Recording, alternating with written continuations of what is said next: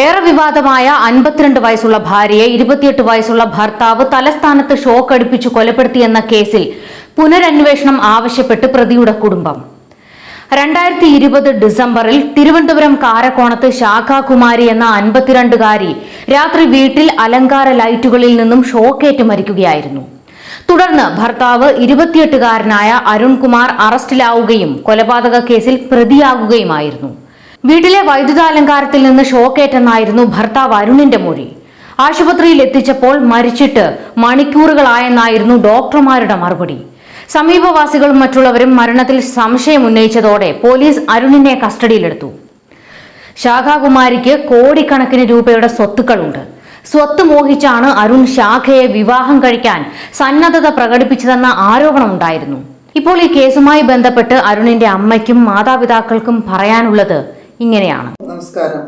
ഞാൻ 2020 കാരക്കോണം ത്രേസ്യപുരത്ത് ഒരു മർഡർ കേസുമായി ബന്ധപ്പെട്ട് വെള്ളട പോലീസ് കസ്റ്റഡിയിലെടുത്ത അരുണിന്റെ അമ്മയാണ് ഞാൻ. അന്ന് പത്രത്തിലൊക്കെ നിങ്ങളെല്ലാവരും കേട്ടിരിക്കും, ഒരു 28 വയസ്സുകാരൻ ഒരു 52 വയസ്സായ സ്ത്രീയെ കല്യാണം കഴിച്ചു കൊന്നു എന്ന വാർത്ത. അരുൺ നിരപരാധിയാണ്.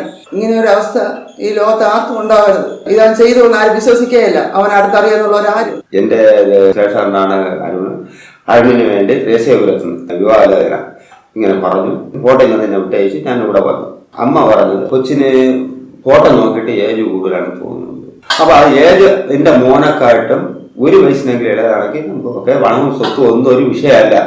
എന്റെ മോനക്കാട്ടും 1 വയസ്സിന് ഇളയതായിരിക്കും. പിന്നെ മോനെ നോക്കുന്നവർ കൊച്ചു അത് നല്ലതാണെന്നും പറഞ്ഞുകൊണ്ട് പറഞ്ഞു. അപ്പോഴും അത് നോക്കിയിട്ട് പിന്നെ വൈകുന്നേരം എന്റെ ജേഷാറെ വീട്ടിൽ വന്നു. ഞാൻ ഇല്ലാതെ വന്നിട്ട് പറയുന്നത് എന്നെക്കാട്ടും ഒരു ഡബിൾ വയസ്സിന് മൂപ്പാണ്, പിന്നെ എനിക്കത് പറ്റില്ല, അത് നോക്കാൻ വേണ്ടി അത് നോക്കേണ്ട, അങ്ങനെ അതിനെപ്പറ്റി നോക്കാൻ വേണ്ട, പോകാൻ വേണ്ട എന്ന് പറഞ്ഞു. അതോടെ ഞാൻ അതിനുശേഷം ഒരുപാട് പേർ അവന്റെ ഫോണിൽ വിളിച്ചിരുന്നു. പല മെസ്സേജുകളും വന്നിരുന്നു. മെസ്സേജ് എന്ന് വെച്ചാൽ 1.5 ഏക്കർ സ്ഥലം അവന്റെ പേരിൽ എഴുതി കൊടുക്കാം എന്ന് പല കാര്യങ്ങളൊക്കെ പറഞ്ഞ് അവനെ കൂടുതൽ പ്രോത്സാഹിപ്പിക്കാൻ വേണ്ടി, ഇതിലേക്ക് വഴിതെറ്റിപ്പിക്കാൻ വേണ്ടിയുള്ള പല കാര്യങ്ങളാണ് വിളിച്ചിരുന്നത്. പള്ളിയിൽ വെച്ച് കെട്ടാൻ എക്സ്ട്രാ ക്യാഷ് വേണമെങ്കിൽ തരാം ഇതുവരെ പറഞ്ഞിരിക്കുന്നു. വീട്ടിൽ ഞങ്ങളടുത്ത് സംസാരിക്കുമ്പോൾ കുറച്ച് ദേഷ്യമൊക്കെ ഉണ്ട്. പക്ഷെ ആ ദേഷ്യവും ഒട്ടും തന്നെ പുറത്തിറങ്ങുമ്പോൾ ഞാൻ ആരുടെ കാണിക്കൂല. നല്ല സൗമ്യമായിട്ടാണ് എല്ലായിടത്തും പെരുമാറുന്നത്. എല്ലാവരും നല്ല സ്നേഹത്തോടെ പെരുമാറുള്ളൂ. അപ്പോൾ ഇങ്ങനെ ഈ ഫോൺ വന്നപ്പോഴത്തേക്ക് അവൻ ചില സമയങ്ങളിൽ എന്റെ ഫോൺ തന്നിട്ടുണ്ട്. അപ്പോൾ ഞാൻ തന്നെ ചോദിച്ചിട്ടുണ്ട്, വിളിക്കുന്ന നിങ്ങൾക്ക് ഇതിൽ നിന്ന് എന്താണ് നേട്ടം ഉണ്ടാകും, നിങ്ങൾക്കുള്ള ലാഭം എന്താണെന്ന് ഞാൻ ചോദിച്ചിട്ടുണ്ട് പല പ്രാവശ്യവും. അപ്പോഴവർ ഫോൺ കട്ട് ചെയ്ത് പോയി. പിന്നെ അവർക്ക് ഇതിന്റെ മറുപടി ഒന്നും പറഞ്ഞില്ല. പിന്നെ ഇങ്ങനെ അവരുടെ ഫോണിൽ പലരും വിളിച്ച് ശല്യപ്പെടുത്തിക്കൊണ്ടിരുന്നപ്പോൾ തന്നെ ഫോൺ അവൻ ബ്ലോക്ക് ചെയ്യുക, നമ്പർ ബ്ലോക്ക് ചെയ്യുമായിരുന്നു. അത് കഴിഞ്ഞിട്ട് 1-2 നമ്പറല്ല ബ്ലോക്ക് ചെയ്തത്, 18 നമ്പറാണ് അവൻ ബ്ലോക്ക് ചെയ്തത്. ഇങ്ങനെ കോൾ വന്നുകൊണ്ടിരുന്ന സമയത്ത് അവന് പെട്ടെന്ന് അവൻ ആലോചിച്ചപ്പോൾ ഒരു സംശയം അവനൊന്ന് തോന്നി. ഇതിലെന്തോ കാര്യമുണ്ടല്ലോ എന്നുള്ള സംശയം തോന്നി. അപ്പോൾ നേരെ ഇങ്ങനെ പോലീസ് സ്റ്റേഷനിൽ പോയി പറഞ്ഞ് SIയോട് സംസാരിച്ചു. ഈ കാര്യം സംസാരിച്ചപ്പോൾ SI പറഞ്ഞ് അതിൻ്റെ പുറകെ വേറെ ഒന്നും ഉള്ളതായിരുന്നു നമുക്ക് തോന്നുന്നില്ല അല്ലേ, ഇത് ചിലപ്പോൾ വല്ല ബ്രോക്കർ ഫീസ് തട്ടാൻ വേണ്ടി ആരെങ്കിലും കളിക്കുന്നതായിരിക്കും. അവൻ ഇത് കഴിഞ്ഞ് തിരിച്ച് വരികയും ചെയ്തു. പരാതി എഴുതി, പോലീസ് സ്റ്റേഷനിൽ ഒരു പരാതി എഴുതി കൊടുക്കാം എന്നും പറഞ്ഞ് ഒരു പരാതി എഴുതി. ആ പരാതി ഈ കേസ് അന്വേഷണ സമയത്ത് അവന്റെ ഡയറിയിൽ നിന്ന് പോലീസിന് കിട്ടി. ആ പരാതി കൂടെ അവൻ കുറ്റപത്രത്തിൽ കൂടെ പോലീസ് വച്ചിട്ടുണ്ട്. അത് തന്നെ ഇതിന്റെ പ്രധാനപ്പെട്ട ഒരു തെളിവ്. അവൻ പോലീസ് സ്റ്റേഷനിൽ ഇത് പരാതിയാണ്, അത് അവർക്ക് കിട്ടിയിട്ടുണ്ട്, അവരുടെ കുറ്റപത്രത്തിൽ ചേർത്തിട്ടുണ്ട് ആ പരാതി. ഈ പോലീസിൽ പോയി പരാതി പറഞ്ഞതിന് ശേഷം പിന്നെ വേറെ പ്രശ്നങ്ങളൊന്നും ഉണ്ടായില്ല. 2018 മുതൽ 2020 ഈ സംഭവങ്ങളൊക്കെ നടന്നത്. അത് അടുപ്പിച്ചല്ല, ഇടയ്ക്കിടയ്ക്കാണ് ഈ സംഭവങ്ങളൊക്കെ നടന്നുകൊണ്ടിരുന്നത്. പിന്നെ ഞങ്ങൾ ഇതിനെപ്പറ്റി അങ്ങ് മറന്നു, ഇതങ്ങ് വിട്ടു, ഞങ്ങളങ്ങ് വിട്ടു. പിന്നെ ഇതിനെപ്പറ്റി വേറെ ഒന്നും സംസാരം ഒന്നും ഉണ്ടായിട്ടില്ല. പിന്നീട് പെട്ടെന്ന് ഒരു ദിവസം പിന്നെ 2020 ഏകദേശം അവസാനം ആവാറായി, പിന്നെ 2-3 മാസമേ ഉള്ളൂ അത് 2020 തീരാൻ. അപ്പോഴൊരു ദിവസം എൻ്റെ അടുത്ത് പറയണം, അമ്മ ഞാൻ വീട് മാറുകയാണ്. എന്നിട്ട് ചോദിച്ചാൽ ഞാൻ അപ്പോൾ എൻ്റെ അടുത്ത് പറഞ്ഞ ബിസിനസ് പരമായിട്ട് എനിക്കൊന്ന് പ്രത്യേകിച്ച് ഒന്ന് പോകണം, അങ്ങനെ അവിടെ താമസിക്കണമെന്ന് പറഞ്ഞു. അപ്പോൾ ഞാൻ വിചാരിച്ചാൽ അവൻ്റെ പോട്ട് കുഴപ്പമില്ല, തൊട്ടടുത്ത് നമുക്ക് ഏറ്റവും വേണ്ടപ്പെട്ട ബന്ധുക്കളും ക്ഷേത്രവും ഞങ്ങളുടെ വീടിൻ്റെ അടുത്തുള്ള പരിസരമൊക്കെയാണ്, അതുകൊണ്ട് പിന്നെ ഞങ്ങൾ സമ്മതിച്ച് കുഴപ്പമില്ല എന്ന് പറഞ്ഞു. അങ്ങനെയാണ് വീട് പ്രത്യേകിച്ച് മാറി താമസിക്കാൻ തുടങ്ങിയത്. പിന്നെ ഈ വീട്ടിൽ നിന്ന് പോയതിനു ശേഷം തന്നെ പിറ്റേന്ന് 2 ദിവസം ഒരിക്കൽ ഞങ്ങൾ വിളിക്കുകയും അവൻ വീട്ടിൽ വരികയും ജോലിക്ക് പോകണം ഞാൻ അന്വേഷിക്കുകയും കൃത്യമായി ജോലിക്ക് പോകണം. അവൻ്റെ കൂട്ടുകാരനെ വിളിച്ച് ഞാൻ അവിടെ അന്വേഷിക്കും, ജോലിക്ക് പോകണമെന്നുണ്ട്. എല്ലാം കൃത്യമായിട്ട് ഇവിടെ നിന്ന് വീട്ടിൽ നിന്ന് ചെയ്യുമ്പോൾ കാര്യങ്ങൾ തന്നെയാണ് അവിടെ ചെയ്തുകൊണ്ടിരുന്നത്. പിന്നെ ഒരു ദിവസം പെട്ടെന്ന് ഞങ്ങൾ വാർത്തയിലറിയാണ് ഇങ്ങനെ ഒരു സ്ത്രീയെ കൊന്നു എന്നും ഫോട്ടോയിലും TV യിലും ഫോട്ടോയൊക്കെ കാണിച്ച് പത്രത്തിലൊക്കെ വന്നു. പെട്ടെന്ന് ഒരു ഷോക്ക് അടിച്ചു പറഞ്ഞു. ഞങ്ങൾക്ക് അപ്പോൾ വിശ്വസിക്കാൻ പറ്റിയില്ല. ഞങ്ങളൊക്കെ അപ്പം മനസ്സിന് തുല്യമായിരുന്നു. ഒട്ടും ഞങ്ങൾക്ക് വിശ്വസിക്കാൻ പറ്റിയില്ല. 26-ാം തീയതിയാണ് ഈ സംഭവം നടക്കുന്നത്. 28-ാം തീയതിയാണ് ഞങ്ങൾ അരുണിനെ കാണുന്നത്. ഞങ്ങൾ എന്താ വെച്ചാൽ ഞങ്ങൾ പോയത് അഡ്വക്കേറ്റുമായിട്ട് പോകണം. അഡ്വക്കേറ്റ് അരുണോട്ടാണ് ഞങ്ങൾ പോയത്.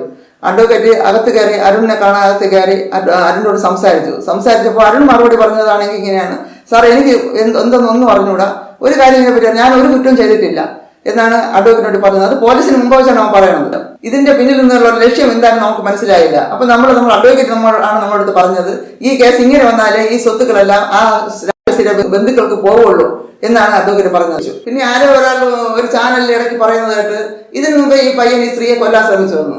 അത് കേൾക്കുന്നവർക്ക് തന്നെ അത് കള്ളമാണെന്ന് അറിയാം. അങ്ങനെ കൊല്ലാൻ ശ്രമിച്ചെങ്കിൽ ഒരു പയ്യൻ ഇത്രയും ആൾക്കാരടയ്ക്കും, ബന്ധുക്കളടയ്ക്കും, ഇത്രയും വലിയ ആൾക്കാരടയ്ക്കും ഈ പയ്യൻ വീണ്ടും ഇതിനാ വീട്ടിൽ താമസിപ്പിച്ചു. അവർ പോലീസിൽ പരാതി കൊടുത്തൂടെ? അതേപോലെ പോലീസ് പരാതി കൊടുക്കണ്ട, പക്ഷേ അവനെ വീണ്ടും അവിടെ താമസിപ്പിക്കണോ? അവര് വലിയ ആൾക്കാരല്ല, അവർക്ക് എത്രയും ബന്ധുക്കളൊക്കെ ഉള്ളതല്ലേ. ഇതിന്റെ ഇടയിൽ ഈ പയ്യനെ വെച്ച് ആ സ്ത്രീയെ ഒന്നും വരുത്തിത്തേക്കുക. ഇതിന്റെ ഇടയിൽ നല്ല ആൾക്കാർ കൂടാതെ നടത്തി അവളെ ആൾക്കാർ തന്നെയാണ് ഇതിന്റെ പുറകെ കളിച്ചിട്ടുള്ളത്. ഞങ്ങൾക്ക് പൂർണ്ണമായ വിശ്വാസം. 2 വർഷത്തോളം അവനോട് പല ഓഫറുകളും വെച്ച് കോടികൾ തരാമെന്ന് വരെ അവർ പറഞ്ഞു, പല പ്രാവശ്യം പറഞ്ഞ് അവനെ പ്രേരിപ്പിച്ചു. പക്ഷെ അപ്പോഴും അവൻ സമ്മതിച്ചില്ല. അവസാനം അവൻ കാശൊന്നും വാങ്ങിക്കാതെ കുറച്ച് കണ്ടീഷൻസിന്റെ പുറത്ത് അവൻ ഈ കാര്യം സമ്മതിച്ചു. അവസാനം അവൻ സമ്മതിക്കാൻ ഇടയായ കാരണം എനിക്ക് മനസ്സിലാക്കാൻ പറ്റും, കാരണം ഞാൻ അവൻ്റെ അമ്മയല്ലേ. പക്ഷെ അത് അവൻ അറിയാവുന്നവർക്കും മനസ്സിലാവും. പക്ഷെ മൂന്നാമതൊരാൾക്ക് കേൾക്കുമ്പോൾ അത് ചിലപ്പോൾ മനസ്സിലാക്കാൻ പറ്റില്ല. ആ കാര്യം നിങ്ങളുടെ അടുത്ത് ഇപ്പോൾ പറഞ്ഞ് ബോധ്യപ്പെടുത്തണമെങ്കിൽ അത് വേറെ 2 പേരും കൂടെ ഉണ്ട്, അവരോട് സംസാരിക്കണം. പക്ഷെ അവർ പോലീസിന്റെ സാക്ഷ്യപ്പെട്ടിയിലുള്ളവരാണ് ആ 2 പേരും. അവരെ ഇപ്പോൾ ഞങ്ങൾ ചോദിക്കാൻ പോയ സാക്ഷികളെ ഞങ്ങൾ സ്വാധീനിക്കാൻ പോയെന്ന് പറയും പോലീസ്. അതുകൊണ്ട് ഇപ്പൊ ഞങ്ങൾക്ക് അത് പറ്റൂല. അത് പിന്നിൽ ഞങ്ങൾ സംസാരിക്കും. ഞങ്ങൾക്ക് ആരെയും സ്വാധീനിക്കാനോ അവരെ പിടിക്കാനോ പോകേണ്ട ഒരു കാര്യമില്ല. ഞങ്ങളതിൽ എല്ലാ തെളിവുകളും ഉണ്ട്. അവന് 5 ലക്ഷം രൂപ അവൻ കൈപ്പറ്റിയിട്ടുണ്ട്. അത് ഒരു കാറ് വാങ്ങിച്ചേ പറ്റുള്ളൂ എന്ന് ആ സ്ത്രീ നിർബന്ധം പിടിച്ചാണ് 5 ലക്ഷം രൂപ അവന് കൊടുത്തത്. പക്ഷെ അതിന് അവൻ പറഞ്ഞു, എനിക്ക് വെറുതെ 5 ലക്ഷം രൂപ തരണ്ട, ഞാൻ മുദ്രപത്രത്തിൽ നിങ്ങൾക്ക് അതിന് തെളിവായിട്ട് എഴുതി തരാമെന്ന് പറഞ്ഞു. അവൻ മുദ്രപത്രത്തിൽ എഴുതുകയും ചെയ്തു. അത് ആ സ്ത്രീ കൈപ്പറ്റിയില്ല, അത് വേണ്ടാന്ന് പറഞ്ഞു. പക്ഷെ എങ്കിലും അവൻ ആ പൈസ വാങ്ങിച്ചതിന് തെളിവായിട്ട് ആ മുദ്രപത്രം സൂക്ഷിച്ചു വെച്ചിരിക്കുകയും അത് പോലീസിന്റെ കയ്യിൽ കിട്ടുകയും അത് കുറ്റപത്രത്തിൽ ചേർത്തിട്ടുള്ളതും ചെയ്യുന്നു. അതുകൊണ്ട് അവൻ ആരും പറ്റിച്ച് 5 പൈസ വാങ്ങിച്ചിട്ടില്ല. അവന് തെളിവ് കൊടുത്തിട്ടാണ് ആ പൈസ അവൻ കൈപ്പറ്റിയത്. പിന്നെ അരുണിനെ പറ്റി വേറെ ഒരു വാർത്ത ആണ് പുറലോകത്ത് എല്ലാവരും അറിഞ്ഞതും വാർത്തകൾ വന്നതും TV-കളിലും പത്രത്തിലും ഒക്കെ വായിച്ചതും പ്രധാനപ്പെട്ട ഒരു കാര്യം അതാണ്. ആ സ്ത്രീയുമായിട്ട് അവൻ സ്നേഹത്തിലാണെന്ന്. അത് ആരെങ്കിലും അവൻ അറിയാൻ ആർക്കും വിശ്വസിക്കാൻ പറ്റുമോ? അവൻ എന്താണ് യോഗ്യത കുറവ്? ഈ 52 വയസ്സായ സ്ത്രീയെ സ്നേഹിച്ചു പോയി എന്ന് പറഞ്ഞത് ആർക്കെങ്കിലും വിശ്വസിക്കാൻ പറ്റുമോ? ഒരിക്കലുമില്ല. അത്യാവശ്യം എല്ലാ യോഗ്യതയും അവനുണ്ട്. കൂടുതൽ എനിക്ക് പറയാനുള്ളൂ. അവൻ യോഗ്യത പറയാമെങ്കിൽ അവൻ അധികം എന്ന് പറയാൻ പറ്റുള്ളൂ. ഇത് യഥാർത്ഥ തെളിവ് ഞങ്ങൾക്കുണ്ട്. വേറെ ഒരു പയ്യനോട്ട് ആ സ്ത്രീ സ്നേഹത്തിലായിരുന്നു. അതിനുള്ള തെളിവ് ഞങ്ങളിലുണ്ട്. അത് അയച്ച ഒരു മെസ്സേജ് ഇപ്പം ഞാൻ നിങ്ങൾക്ക് വായിച്ചു കേൾപ്പിക്കാം. പരിചയമുള്ള പയ്യനാ, എന്റെ പ്രോബ്ലംസ് ഒക്കെ നിങ്ങൾക്കറിയാം. തനിക്ക് വേണ്ടി ഞാൻ കാത്തിരുന്നതൊക്കെയും. പക്ഷേ എന്നെ കുറെ ഉപദേശിച്ചു. താൻ ഒരിക്കലും എൻ്റെ ലൈഫിനോട് വരില്ലെന്ന്, തനിക്ക് ഒരു ഫാമിലി ഉണ്ടെന്ന്. ഈ മെസ്സേജ് വായിച്ചിട്ട് അരുൺ ശരിക്കും ഉപദേശിച്ചു എന്നാണ് പറയുന്നത്. അരുൺ ഭയങ്കര ഉപദേശിയും പരോപകാരിയും ഒക്കെയാണ്. അവന് കാര്യമായിട്ട് കിട്ടി, ഉപദേശിച്ച് അവന് കൃത്യമായിട്ട് കിട്ടേണ്ടത് കിട്ടി. കഴിഞ്ഞ ഡിസംബറിൽ അവന് കിട്ടി. ഇനി ഇതിൽ കൂടുതൽ ഒന്നും കിട്ടാനില്ല അവന്. ഇതിൽ പറയുന്ന ഈ കക്ഷി ഇപ്പോൾ ഈ പറയുന്നത് കേൾക്കുകയാണെങ്കിൽ നിങ്ങൾക്ക് വേറെ ഒന്നും തോന്നരുത്. ഞങ്ങളിപ്പോൾ കാര്യങ്ങൾ പറഞ്ഞ കൂട്ടത്തൊന്ന് പറഞ്ഞതേ ഉള്ളൂ. നിങ്ങൾക്ക് ഈ കാര്യത്തോട് താല്പര്യമില്ല എന്ന് വേറൊരു മെസ്സേജിൽ ഞങ്ങൾ കണ്ടിരുന്നു. ഇത് അരുൺ അയച്ച വേറൊരു മെസ്സേജാണ്. മെയ് 5-നാണോ ഡേറ്റ് ഓഫ് ബർത്ത് FBയിൽ ഉണ്ടായിരുന്നതാ. എന്റെ മോന്റെ അരുണിന്റെ ഡേറ്റ് ഓഫ് ബർത്ത് പോലും ആ സ്ത്രീക്ക് അറിഞ്ഞുകൂടാ. അപ്പൊ അത്രയ്ക്കേ ഉള്ളൂ അവർ തമ്മിൽ പരിചയം. നമ്മളിപ്പോ ഈ കാര്യങ്ങൾ പറഞ്ഞ് ഇപ്പോൾ ഇത് പ്രതികരിക്കാൻ ഈ കാലതാമസം ഉണ്ടായത് നമുക്ക് പോലീസ് സ്റ്റേഷനിൽ നിന്ന് കോടതിയിൽ നിന്ന് മൊബൈൽ ഫോൺ കിട്ടാൻ നമുക്ക് ഒരുപാട് വൈകിപ്പോയി. മൊബൈൽ ഫോണിന് വേണ്ടി നമ്മൾ ഒരുപാട് ബുദ്ധിമുട്ടുകയും ചെയ്ത് അതിലാണ് ഒരുപാട് ഫോൺ കോളുകളും മെസ്സേജുകളും പലതും ഒക്കെ ഉണ്ടാകുന്നത്. അത് മനഃപൂർവ്വം പോലീസ് വൈകിച്ചതാണോ അതോ അവർ എന്തൊക്കെ പല ഒഴിമതികൾ പറഞ്ഞ് അത് തന്നെയാണ് യഥാർത്ഥ കാരണം ഞങ്ങൾക്ക് അറിയില്ല. അത് കണ്ടാൽ പഴയതുപോലെ ഇരിക്കും. അതിന് ഗ്ലാസ്സൊക്കെ ചെറുതാൽ പൊട്ടിയിട്ടുണ്ട്. പക്ഷെ അതിന്റെ IMEI നമ്പരും അതിന്റെ ഫോൺ ഏത് സൈസുള്ള ഫോണാണെന്നുള്ള തെളിവ് അവന്റെ കയ്യിലുണ്ടെന്ന്. ആ തെളിവ് വെച്ചാണ് കോടതിയിൽ നമ്മൾ CMB ഇട്ടത് മൊബൈൽ ഫോൺ കിട്ടണമെന്നും പറഞ്ഞ്. അതുകൊണ്ട് പോലീസിനോ അല്ലെങ്കിൽ കോടതിക്കോ വേറെ ഒഴിമതി പറഞ്ഞ് ഒഴിഞ്ഞു മാറാൻ പറ്റിയില്ല. ഈ മൊബൈൽ ഫോണിന്റെ കൂടെ തന്നെ അവനെ കസ്റ്റഡിയിലെടുത്തപ്പോൾ അവന്റെ പേഴ്സ്, ATM കാർഡ്, ലൈസൻസ്, കുറച്ച് കാശ്, ഇതൊക്കെ പേഴ്സിനകത്ത് ഉണ്ടായിരുന്നു. പക്ഷെ ഇതുവരെ പേഴ്സ് മറ്റേ കാർഡ് ഇതൊന്നും നമുക്ക് ഇതുവരെ കിട്ടിയിട്ടില്ല. അതിന്റെ കാരണം എന്താണെന്ന് നമുക്ക് അറിഞ്ഞൂടാ. മൊബൈൽ ഫോൺ മാത്രമേ ഇപ്പൊ കിട്ടിയുള്ളൂ. അവനെ ഈ കാര്യത്തിൽ നിന്ന് അവന് എത്രയും പെട്ടെന്ന് ഇതിനൊരു മോചനം ഉണ്ടാകുമെന്ന് ഞാൻ ദൈവത്തോട് പ്രാർത്ഥിക്കാനും എത്രയും പെട്ടെന്ന് ഇതിനൊരു പരിഹാരം എനിക്ക് ഉണ്ടാക്കി തരണം.